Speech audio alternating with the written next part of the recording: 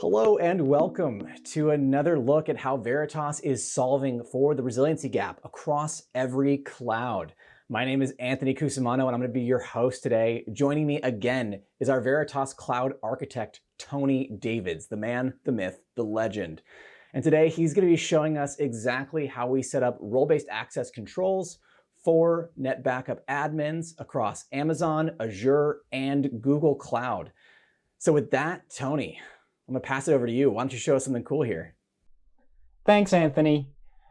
I'm going to show you our NetBackup 9 web user interface and how we can provide role-based access control for AWS, Azure, and Google Cloud Platform.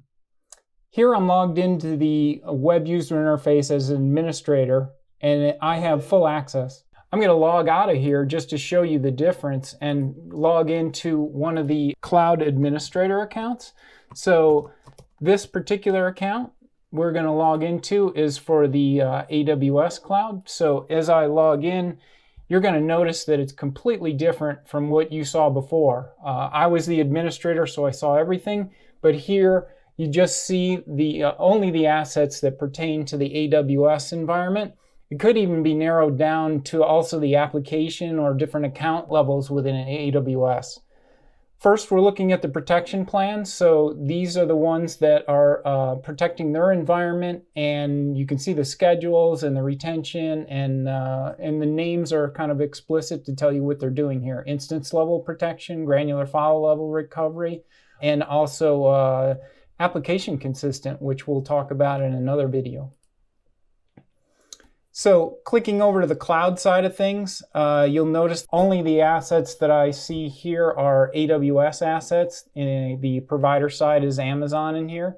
We have the different clients that are associated with it, our Red Hat Linux client, our EC2 instance, and our SQL instance here running Microsoft SQL Server in an EC2 instance. I was just going to say this is awesome. I love the fact that we're getting to see Amazon here. But what does this look like for an Azure user or a Google Cloud user?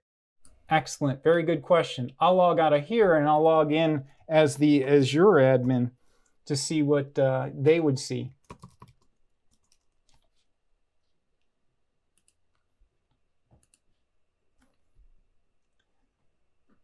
So now logging in as the Azure admin, I only see the protection plans that are related to it. Some are in common with the AWS environment, but there's the instance level protection plans that is common to the Azure environment.